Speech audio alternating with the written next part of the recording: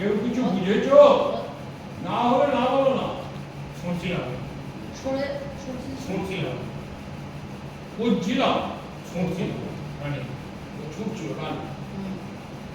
কিছু করতে গিয়ে কিছু অসুবিধা হলো বা বুঝতে পারলাম না, ঘোড়াটাই একটু তাড়াতাড়ি হচ্ছে। আবার একটু একটা যখন একটা হলে একটা কাটে যাচ্ছে।